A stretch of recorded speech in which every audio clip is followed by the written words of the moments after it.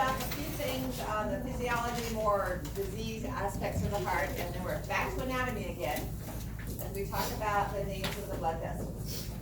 So, fortunately or unfortunately, depending on how long ago you may have forgotten the names of the nerves and the bones and the muscle, most of our blood vessels are associated with those same structures. So we have the femoral bone and the femoral artery and nerve. All right, we have the subclavian, we have the clavicle, we have subclavian artery and veins and nerves and so on. So use those memory banks that are stored in your head somewhere over the last few months as we access those components.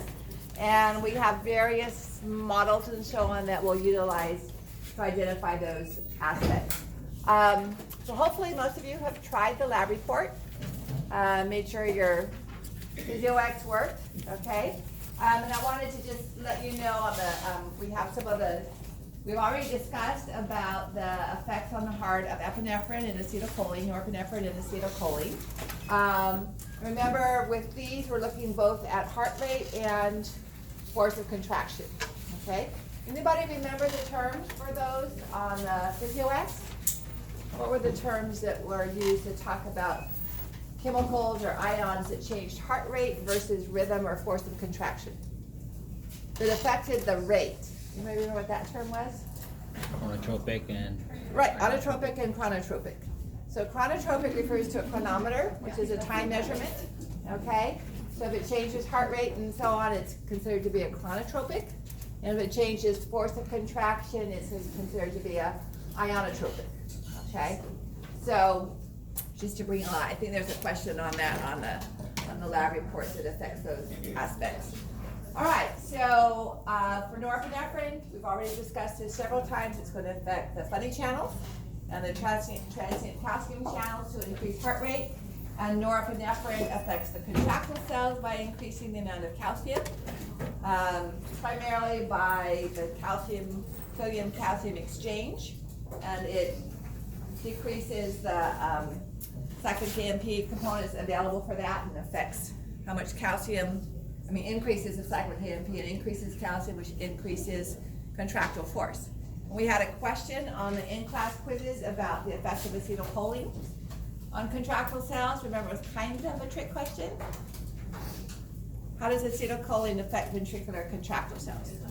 It doesn't, because we don't have any muscarinic receptors on those cells for acetylcholine, okay? Thyroid hormone. We haven't talked about that directly, and that's not in the PhysioX. T3, T4 are the forms of thyroid hormone. And we don't discuss thyroid hormone per se until we get to the end of the semester when we talk about digestion, because it's something that affects metabolic rate. So if you were to just hazard a guess, would thyroid hormone increase or decrease metabolic rate? Going to increase it. So if you increase your metabolic rate, you're going to increase the amount of oxygen that you use, and therefore you're going to need to have a higher heart rate, a greater cardiac output, which might mean both higher heart rate and stroke volume, okay? So what we see here is thyroid hormone is a weird hormone that actually passes through the plasma membrane, even though itself is not a lipid. So it's going to change the transcription, okay, which is going to affect the myosin heads and actin heads. So it's a little bit more cellular than we usually talk about.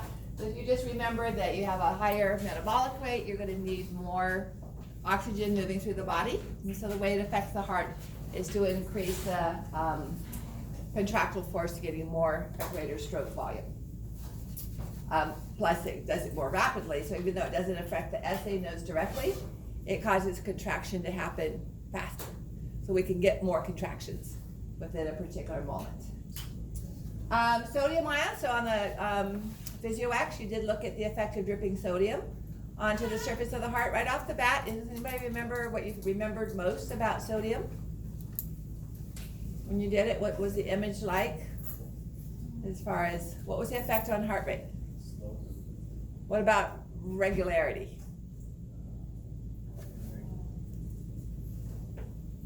So it made it more irregular. You might have variable amounts of gap during the TP interval. Okay, so some were shorter, some were longer. So it increased the arrhythmia, the irregularity of it. What about potassium? I put this up here because I want you to recognize this, although it's very uncommon to have and I don't want hypoclemia, I want hyper. It's very uncommon to have a specific change in potassium levels because of the ability of the kidneys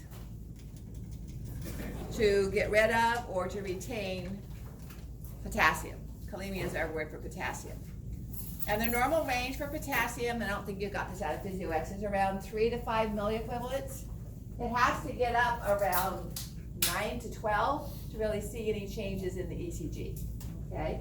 So this is normal. So what we start to see is more specifically on the repolarization of the heart rate, and you get kind of this, eventually what you get is just kind of a sinus wave. It's just the P wave and the T wave just kind of become a curve, and you don't really even see a good QRS wave as you start to see more on the extreme. And that's, like I said, around 10 to 12 milliequivalents before you actually see those changes. Question? That was one of my quiz questions, and I thought hyperkalemia, the T doesn't flatten, it increases taller amplitude. Maybe the word flattening it's not tinting, I think is what you might be thinking of with the increase. But what we end up seeing with, if it gets to be really severe, is we see this. And so you never see a really good QRS, and you just see this heightened T wave, and you lose the ST segment. Okay. So I'd have to go back and look at that specific question to see what the other choices Well, the question was what were increases in your blood, to cause that. and the answer was potassium, but I put calcium because I was like, it can't be potassium since it's hypokalemia. Oh, But for the that. answer was potassium. okay, I'll take a look at it, because just right off the top of my head, I don't see it, but it has this really significant kind of a roller coaster look eventually. You start to lose the ability to see specific QRS components. This is kind of showing it a little bit, but that's not as good a one as some of the ones that we can see later. All right, so I want to stop here for just a moment. You will see we actually have a really good review where I run through a series of slides when we get to the end of this unit that we'll cover, because we start the next unit just to give you guys a weekend to study, so we have a good review day for that. So you'll have something like this where you'll have a column 1 and a column 2, and you'll be asked to mark whether this will cause what kind of a change in column 2, okay? So usually I just change it all to an increase or a decrease instead of specific ones. So what would happen if we decrease the number of cyclic AMP molecules in our autorhythmic cells on the open funding channels? Would you have an increase in open funding channels, or a decrease, or no change? A decrease, okay? Norepinephrine increases cyclic AMP, aldosterone inhibits it and causes a decrease, and therefore, if we don't have it here, but if we have a decrease in the number of open funding channels, what's that going to do to the number of times the SA node fires? Acetylcholine closes down funding channels, and we have a prolonged graded potential, so it decreases heart rate because it takes us longer to get to the action potential, and so that's a decrease in cyclic AMP is going to lower. Well, you tell me. Decrease in cyclic AMP. What's going to happen to the resting membrane potential? Although we don't have resting membrane potential. So, what's going to happen to the membrane potential at which the funding channels open? It's gonna stay at -90 longer. It's going to take longer, so it's going to have to become more negative before the funding channels open. When they open at about a -60, and norepinephrine has the effect of causing them to open earlier, because it causes cyclic AMP to bind to them, and they open earlier when cyclic AMP binds to them. So if we use the inhibitory alpha subunit of acetylcholine and we don't make cyclic AMP, they're going to have to go to like -65 before they open. And that's another reason why it takes longer to reach action potential, because we end up starting out farther away from equilibrium and we have to add more potassium ions, or rather more positive ions, to bring it up to the threshold. All right, now here's something we haven't talked about yet, because we'll talk about it on Monday of next week with blood pressure. Anybody know what aldosterone does? What ion is aldosterone associated with?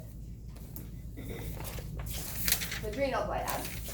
And if you don't know, it's fine. We haven't talked about it. Just wondering if anybody happens to know. So aldosterone is going to affect the kidney, causing them to reabsorb more sodium. So if we're taking even more sodium from the urine in the body, what's going to happen to water?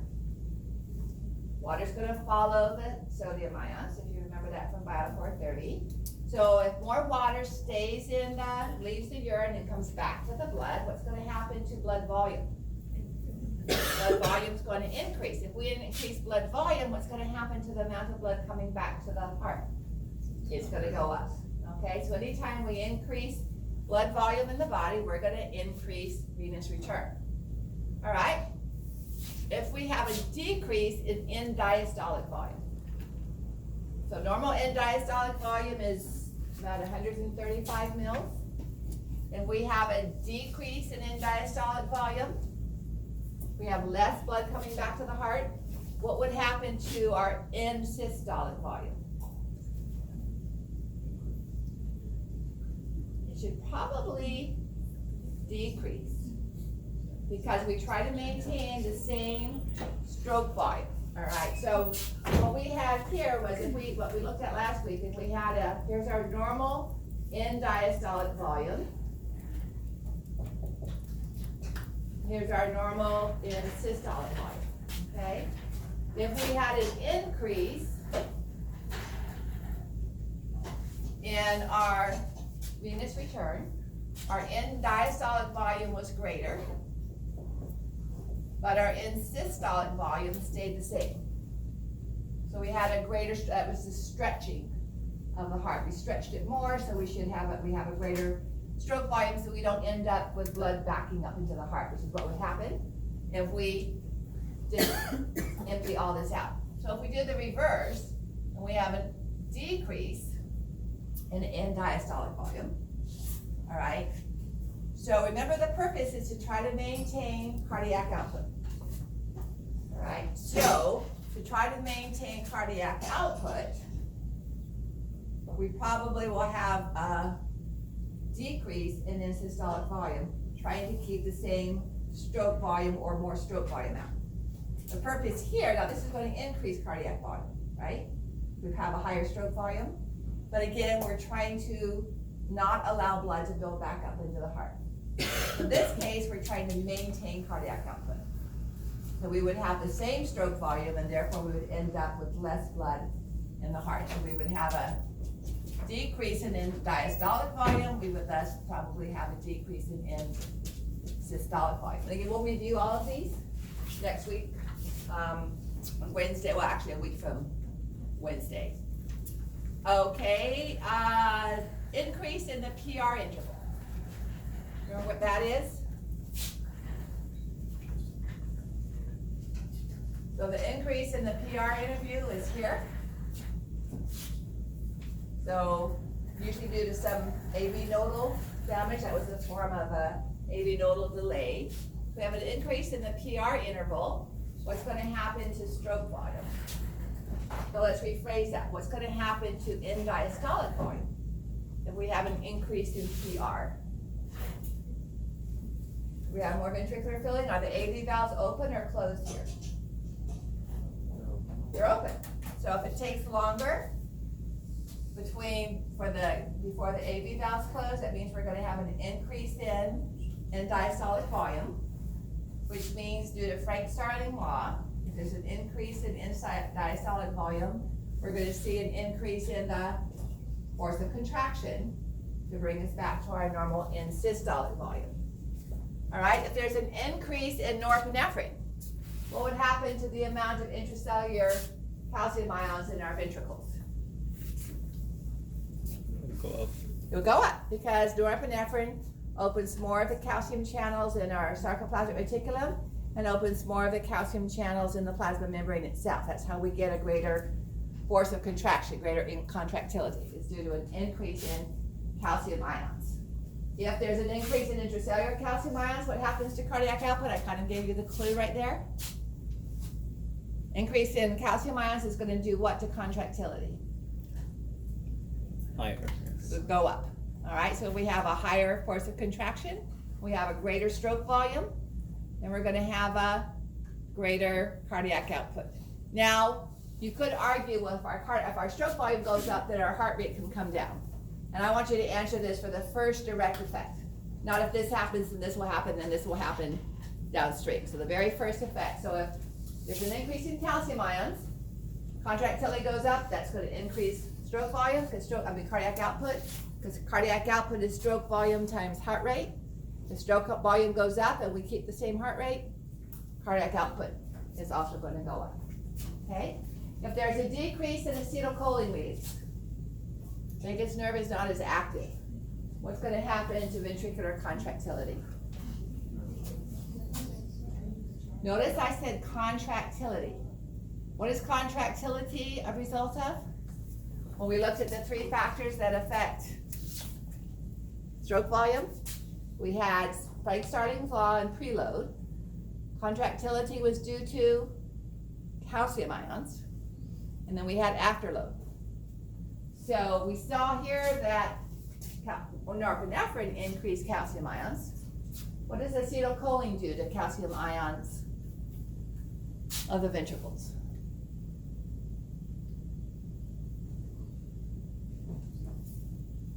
Well, I'm glad you're thinking about it, not just coming out and saying it decreases them. Is this another trick question? It should be by now. Acetylcholine doesn't bind to the ventricle, so it's not going to change calcium ions.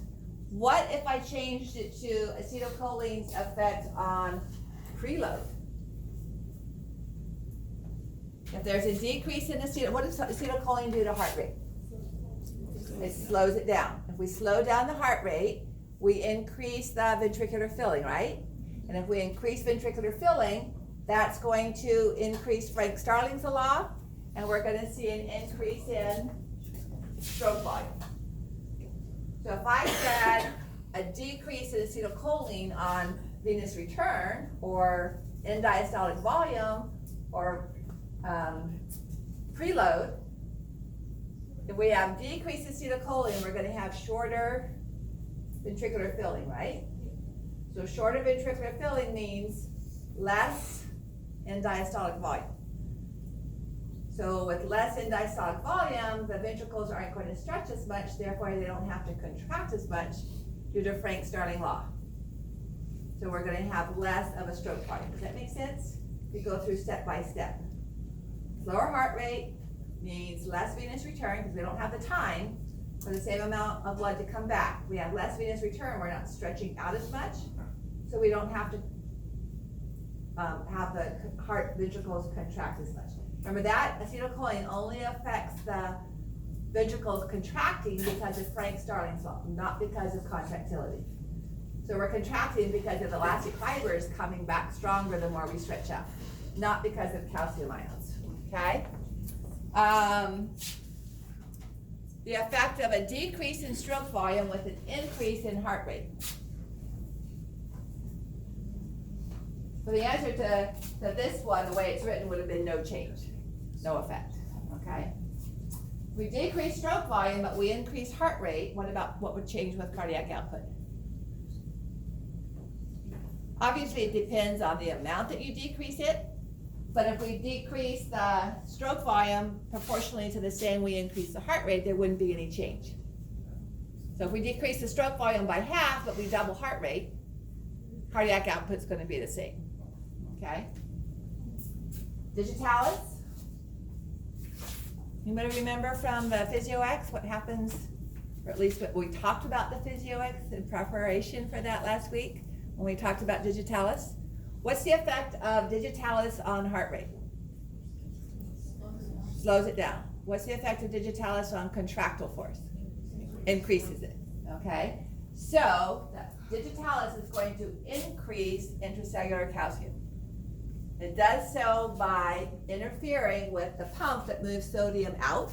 If there's less sodium to move out, the calcium doesn't, calcium builds up, and we increase contractile force. So digitalis is going to increase contractile force. All right, these we haven't talked about here, increase in viscosity.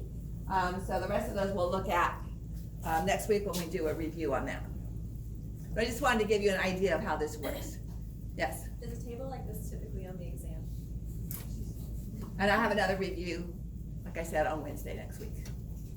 Okay, I want to talk about a couple of conditions. Atherosclerosis is vascular, so we won't talk about that yet. We've already discussed congestive heart failure. All right, we talked about this when we talked about why we have two pumps. So we have right-sided congestive heart failure and left-sided congestive heart failure, okay? So which one is most likely to end up with pulmonary edema? Left side. So you want to back the blood up from where it's coming. So if the left ventricle is not pumping as hard, then blood coming from the left atrium is not going to be moved out. So blood's going to be more likely to stay in the left atrium. From there, it's going to back up into the pulmonary veins. And from there, it's going to back up into the pulmonary capillaries, which are only a simple squamous epithelial tissue thick. And that hydrostatic pressure, that blood pressure is going to push fluid out of the capillaries into the airways, into the alveoli, because we only have air there, and it's not resisting that fluid flow. So left side is going to first cause pulmonary edema, and then of course that can then back up into the pulmonary trunk and into the right ventricle. If we start out with right ventricular heart failure, then the blood flow is going to back up. It can't go to the lungs, so it's going to back up into the right atrium, and from there into the superior vena cava and inferior vena cavas, and from there into our systemic capillaries. So you get systemic edema, okay? So left-sided congestive heart failure is pulmonary edema, right-sided is systemic edema. So some of the symptoms for this early on is providing an increase in fluid loss. So the person is often given forms of a diuretic. So when we come back to review cardiac output, a diuretic is going to increase urine output. What's that going to do to venous return? Decrease it. So if we decrease venous return, what's going to happen to stroke volume? It's going to be decreased. If we decrease stroke volume, what's going to happen to cardiac output? It's also going to be decreased, okay? All right, myocardial infarction is another name for a heart attack. And so we actually have disease, death of the myocardium. We talked about that when we talked about the elevated ST segment of an ECG. And so if it's significant in the ventricles, then we lose the ability of the ventricles to move blood through the body, okay? It's less likely to be a significance, by significance I mean cause death, if it's in the atria, okay? Because those can fibrillate and we don't see any problem with moving blood through the body. So myocardial infarctions, what's the difference between an infarction versus ischemia? Lack of oxygen versus death. Yeah, so ischemia is usually, it could lead later on, but ischemia is usually a temporary lack of oxygen, which can result in pain. We talked about angina pectoris or chest pain. So it's usually relieved with medications that cause blood vessels to dilate, like nitroglycerin, okay, under the mouth, under the tongue. It's quickly absorbed and can allow coronary vessels specifically to dilate and increase blood flow, okay? So various causes of a blue baby. This is a cyanotic baby, which is pale skin to cyanotic skin showing a decrease in oxygenation. So anything that's going to interfere with the movement of oxygenated blood through the baby or its ability to oxygenate the blood, maybe movement through to the lungs. So there's various causes. So a blue baby is just a baby that's having trouble getting blood oxygenated or getting that oxygenated blood out to the body. So a patent ductus arteriosus. We haven't talked about a ductus arteriosus yet, okay? I was going to wait for fetal circulation, but since it's come up here, there are two mechanisms by which fetal blood can bypass the lungs. So remember, we don't need to send all the blood to the lungs, and one that we already talked about was the foramen ovale. So oxygenated blood coming from the liver, from the placenta, through the liver into the inferior vena cava, most of it is shunted through the foramen ovale of the left atrium.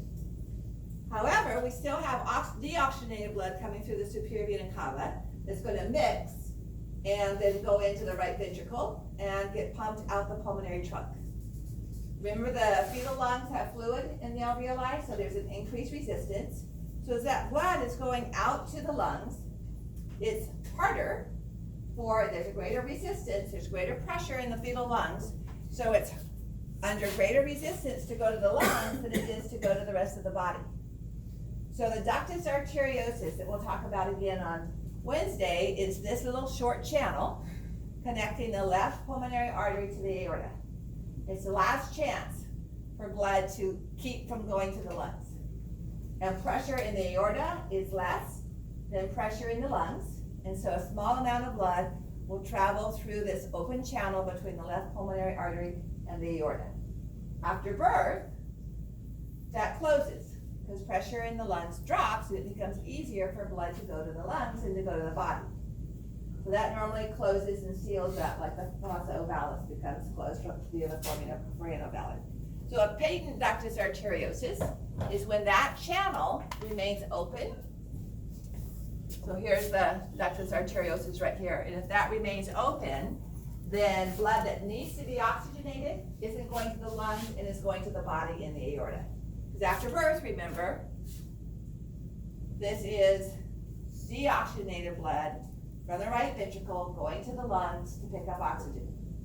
If it then goes into the aorta, we're adding deoxygenated blood to oxygenated blood that's in the aorta. So we're decreasing the amount of oxygen that's actually being transported by the aorta. That's not as significant as an open foramen ovale, but it can decrease the amount of oxygen in the arterial blood.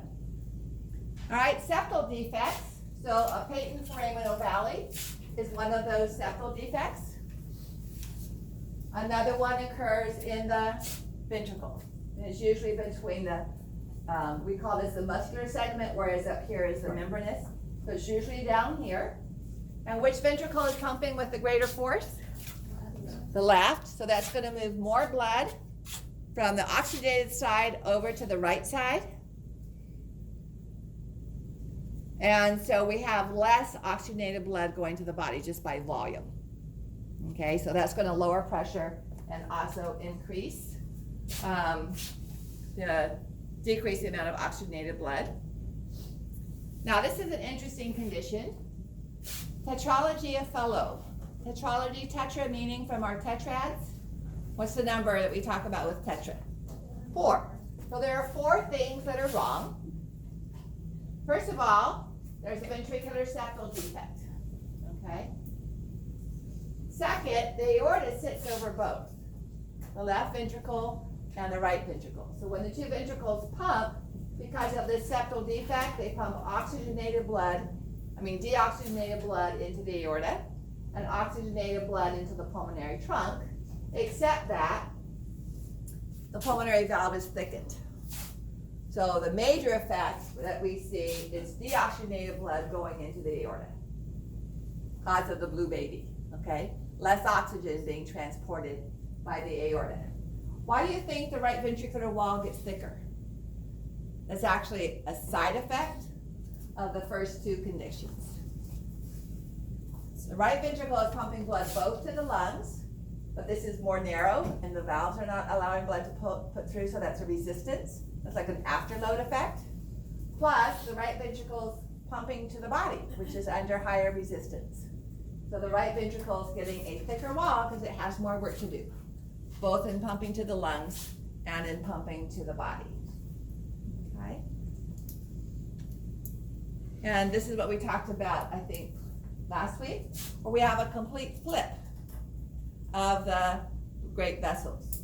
So here we have the aorta coming out of the right ventricle, and the pulmonary trunk coming out of the left ventricle. The septal defect there is the only thing keeping this baby alive. Because as there would be two completely separate circulations without that septal defect. You would have blood coming from the right ventricle, going to the body, coming back into the right atrium, going to the body. You would have blood from the lungs, coming to the left ventricle, going to the lungs, coming to the left ventricle, going to the lungs, and never getting to the body. So this tissue, this blood, if everything else was normal, would never get oxygenated. In the fetus, we have the foramen ovale open, okay? And this condition, 99.9% of the time, also comes with a septal defect, so then the blood can get mixed. But definitely a blue baby. You don't have to have surgery immediately after birth, but pretty soon, okay? Usually within 2 to 4 weeks, depending on the severity. Now, I think I told you, I know I told one of the classes, I had a woman whose son had this condition when he was born, about 20 years ago, here in Sacramento, and he was the first patient baby treated in Sacramento to be born without the ventricular septal defect. So while he was a fetus, his ductus arteriosus and his foramen ovale was allowing some mixing of that blood. As soon as he took a breath, though, without a septal defect here, those two circulations were completely separate except for a little bit of foramen ovale, but he didn't have oxygenated blood coming from the placenta. He was solely dependent on his lungs. Fortunately, they knew this before he was born because of ultrasound, and so it was set up for surgery within like 5 minutes. I mean, he was kept on his mother's umbilical cord, but within 5 minutes he was in surgery. And so first of all, they maintained the foramen ovale, and they created a ventricular septal defect. And then over other surgeries, they gradually shifted the position of the two large vessels. He also had a narrow pulmonary trunk, so that took multiple surgeries to gradually enlarge. Okay, that's a frog, and we're not doing the frog component. So let's switch over now to blood vessels and arteries.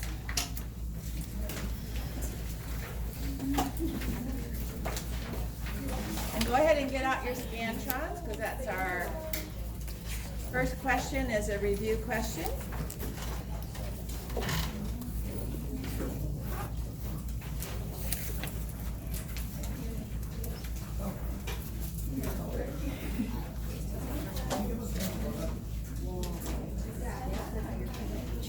You know what, I want to do this differently. I'm going to change the question while we are in full stream.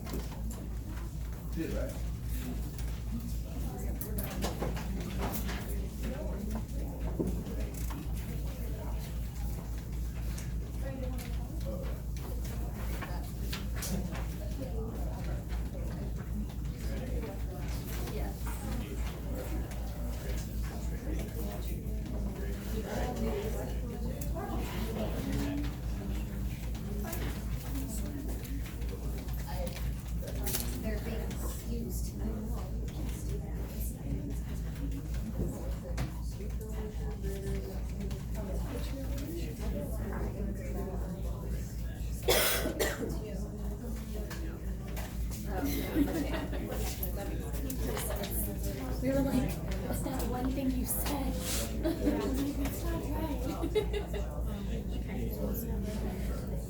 One answer is correct here. Atria can never be greater than any other. Yeah. It can't be greater than the aortic, it can't be greater than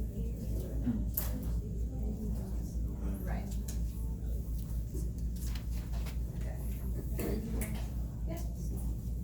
We talked about this on Wednesday last week. Has it already been since Wednesday? So, if atrial pressure is greater than ventricular pressure, what valves are open? Maybe valves are open. If ventricular pressure is greater than aortic pressure, what valves are open? Semilunar. Do we ever have a situation where both the atrioventricular valves and the semilunar valves are open? No.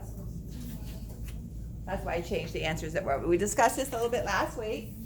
Because remember, we could never have atrial pressure lower than aortic pressure. Remember the diagram we drew on the board? Aortic pressure was at least 95 millimeters higher than atrial pressure, okay?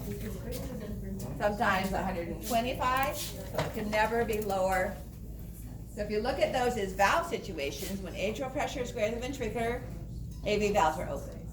When ventricular pressure is greater than aortic, semilunar valves are open. And we have situations where all sets of valves are closed, but we never have a situation where all valves are open, okay? Because the pressure from the ventricles that open the semilunars is the same pressure that's going to keep the atrioventriculars closed. You guys get that? Okay.